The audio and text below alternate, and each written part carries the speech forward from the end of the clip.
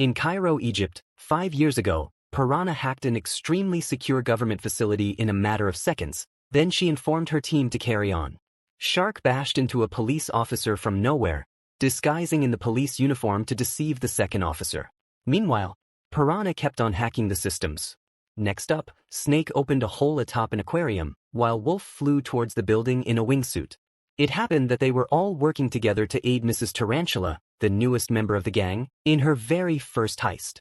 The alarms in the building started beeping profusely, and it was at this particular moment Wolf made his way into the building, through the hole Snake opened earlier in the aquarium. Wolf landed in a superfly way, after which the whole team came together at that very spot. The governor got extremely scared on seeing it's the bad guys before him, and in his moment of weakness, he called them monsters. Wolf intended to scare the hell out of him to prove his point, but instead opened the safe housing a super prototype car. The governor tried stopping them from going close to the car, insisting the car is one of a kind, but all his efforts were pointless as they totally ignored him. Moments later, the bad guys all hopped into the car, but before they left, Snake left a parting gift for the governor. It was a bomb inside to the governor's astonishment. The bad guys then drove off in an utterly awesome fashion, speeding out of the building through a massive window. Few minutes later, the bomb exploded in the governor's office, but it happened to be just a harmless prank by the con men. Wolf made sure to enjoy the prototype car to the fullest. Cops even started chasing after them as they were criminals. To loose some of the police officers on their tail, Wolf swerved the car onto a building to jump over a cart in the market, and his plan worked perfect well. Wolf kept on using countless tactics to shake off the cops, but they were just too many in number. Tarantula pointed towards the bridge insisting it's their exit, so Wolf skillfully swerved through the massive traffic in front of him, but the police created a blockade at the beginning of the bridge just before they got there. Wolf didn't back down, rather he stepped on the throttle more aggressively, and to their great surprise he took a ramp close to the bridge. Then Tarantula hacked a construction iron to magnet the car and keep it from falling. The construction iron eventually landed on the cops, while the bad guys escaped successfully.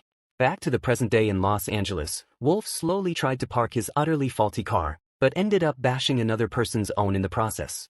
This was his new life after the bad guys surprisingly went good. Wolf then explained in details why they chose to turn good. After a failed heist attempt with Diane, the bad guys willingly turned themselves in, and were released on short notice after serving their sentence in jail. They tried their best to be good citizens and be welcomed by everyone, but because of their past records, no employer accepted to employ any of them to their company. Wolf pleaded with the bank manager to give him a chance to show he's changed now, so the manager promised to give him a call, but it was only a facade to get him to leave the office, as immediately he left, the manager shredded his employment letter instantly. On getting home, Wolf scanned through his mail and realized he had been evicted, but he still managed to smile through the pain. The next day, Wolf visited the rest of the crew, and it was then they opened up to themselves how all the employers refused to accept them. Wolf gave them a motivational speech, insisting with time things would get better. Shark told him they can't be redeemed again, because they already gotten framed for another crime they didn't commit, which was executed by the Phantom Bandits. Watching the footage from the camera, Wolf figured the culprit used their exact strategy to carry out the heist. Few minutes later, Snake, who isn't always around these days, came inside unbothered and flashy. He didn't waste much time with them, rather he just switched his clothes and headed back out immediately, claiming he's going to a wrestling tournament. When he eventually left, their suspicion drew towards him as the Phantom Bandit. The next day, in the process of boxing with Diane, Wolf told her about how their situation went down and the mess they're currently in. Unlike them, Diane revealed she had it easy as no one knew her as part of the bad guys, making it easy for her to start life afresh and become the new governor.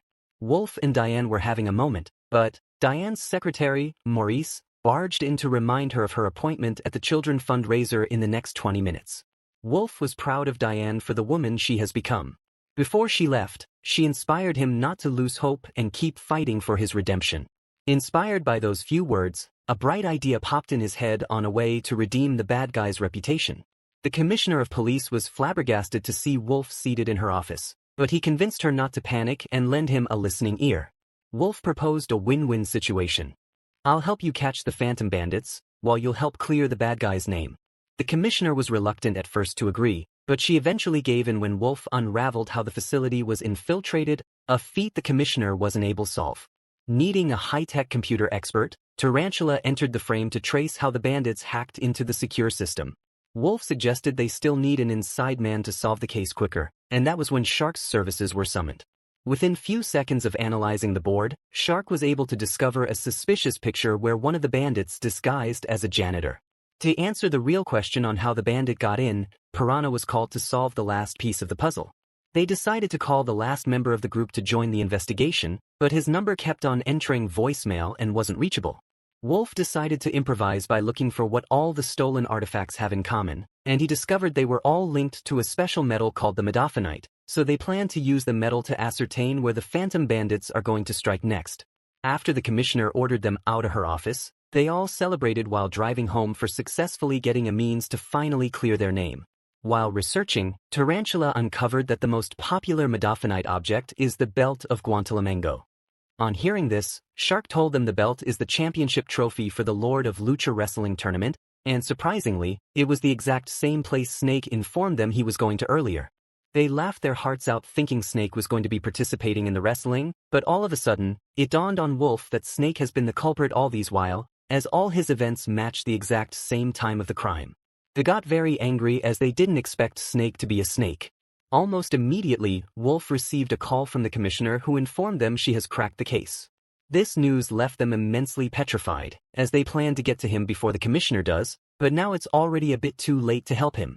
Instantaneously, Shark jump-started the car, then they headed to the venue with great urgency. Moments later, they arrived at the event in their wrecked car, after which they angrily proceeded to the stage in search of Snake. The commissioner met them outside before they got in, but Shark knocked her out due to reflex. Wolf tendered an apology to her, then locked her up inside the toilet. As this was happening, they sighted Snake from afar and immediately jumped him, only to later discover that he came there with his new girlfriend, Susan. Snake imminently introduced Susan to the crew, claiming they only came here to have a good time and nothing else. Meanwhile, a champion emerged in the wrestling tournament, so the lucha announcer ordered for the belt to be lowered down. Before the belt could get to the winner, a wild boar named Petrova slowly approached the ring. She challenged the winner of the tournament to a fight for the belt. Seeing this unfold, the bad guys hurriedly made their way to the ring to expose the fraud. The Lady Warrior slammed the champion on the ground like he was some nobody, but as she was about to end it all, the bad guys intervened. The lucha announcer, ignorant of what was happening, announced a rumble fight where all the wrestlers had a chance to win the belt. Petrova still remained dominant, despite all the various attacks directed her way. She eventually bounced all of them out of the ring, remaining only the bad guys who stood in her way. Petrova, still relentless, clashed with the bad guys, but unfortunately, they were the one who came out victorious. Wolf exposed Petrova and informed the crowd of her real mission here, which is to carry out a heist, but before he could look up, the lucha belt was nowhere to be found. Not knowing, Petrova clipped the belt to Piranha's mouth in bid to frame them. Instantaneously, the entire crowd turned against the bad guys, launching a massive stampede on them, as they were now sure the bad guys are not capable of changing. As they were running away, the commissioner was left astounded seeing Piranha running away with the lucha belt. Then she angrily joined in the chase as she felt they betrayed her trust. On spur of moment, the bad guys got surrounded by police officers from all angles, but just when they felt all hope was lost, Susan arrived in a food van and helped them to escape. Unfortunately, the commissioner wasn't ready to give up pursuit anytime soon, as she hung onto the van and shaked it rigorously, causing it to tumble and toss the commissioner away, whilst the bad guys escaped successfully with Susan. On the commissioner's instructions, all the police vehicles in the vicinity prepared to go after the criminals. Petrova, on the other hand, called her boss to inform her everything is going according to plan. On their way, Susan offered the crew vitamin pills as snack, but only Wolf refused to accept it from her. Periodically, Snake narrated the story of how he and Susan fell in love, and the dramatic moment they encountered each other for the first time. Using a payphone, Wolf explained the situation to Diane, the governor, on how they were framed for a crime they committed unintentionally. She believed his story, so she told him to lay low, trust no one, and believe she'll be able to get to the bottom of the situation.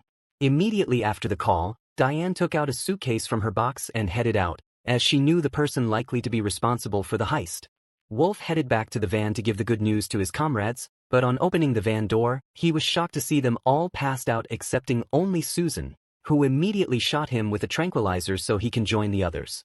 By the time the bad boys eventually woke up, they unearthed they've been kidnapped by a similar group to theirs, called the Bad Girls, of whom consists of 3 badass ladies, named Kitty Cat, Pigtail and their leader who previously disguised as Susan, Doom.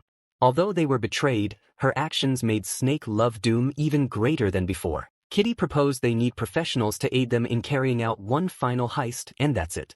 The bad guys insisted they weren't going to help out, so Kitty threatened to reveal Diane's past as the Crimson Paw. Seeing this, they literally had no other option than to help, or risk Diane being a public enemy and losing her governor's office. Kitty showed them the mission, which was to help her steal a Moon X rocket. Elsewhere, Diane visited a very secure prison secluded in the ocean. She came to visit her previous foe, Professor Marmalade, in prison. After a little back and forth, the professor revealed Kitty and her gang plan to use the Moon X space rocket to steal all of the world's gold. The Phantom Bandits provided the bad guys with all the necessary equipments they'll be needing for the heist, after which, Doom gave them the plan, which was to attend a state-of-the-art wedding as random guests, but with a mission to steal Moon's watch, which was the only thing capable of unlocking the rocket. They infiltrated the wedding moments later, all dressed in different disguises to match the special occasion. Snake, on the other hand, focused on breaking into Mr. Moon's safe, as it was all part of the plan. After unlocking the safe, Snake turned off all the surveillance cameras in the building. Pigtail then infiltrated the inner chambers in the guise of an electrician, not knowing she was actually sneaking Tarantula in to hack all the systems in the building. Meanwhile, Kitty arrived at the venue in a luxurious limousine, dropping Wolf off as a special guest invited personally by Mr. Moon. Moon had a special glass that evaluates his guest's net worth, so Tarantula hacked into the glass to make Mr. Moon view Wolf as a wealthy man and give him special treatment.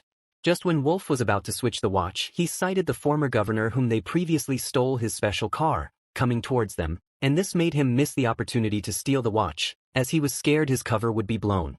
Due to this occurrence, Mr. Moon left to attend to other pressing matters, ruining Wolf's plan. Kitty assisted Wolf almost immediately to prevent the ex-governor from recognizing him. Everything started falling apart, and their plans started slowly failing, so Kitty brought out the Flash and threatened to publish Diane's secret if they don't find a way to get the watch and complete the mission. It was already time for the wedding, so the bride proceeded elegantly on the red carpet towards the podium. Unbeknownst to them, it was Wolf disguised as the bride. Elsewhere, the ex-governor tried his best to remember where he knows Wolf from. Instantaneously, Shark arrived as the priest to preside over the wedding, and he did it in a very crazy and unusual way. The ex-governor finally remembered Wolf as the leader of the bad guys. Then he attempted alerting everyone, but it was already too late as the deed had already been done. The team kicks off their mission by successfully swiping Mr. Moon's smartwatch during his wedding.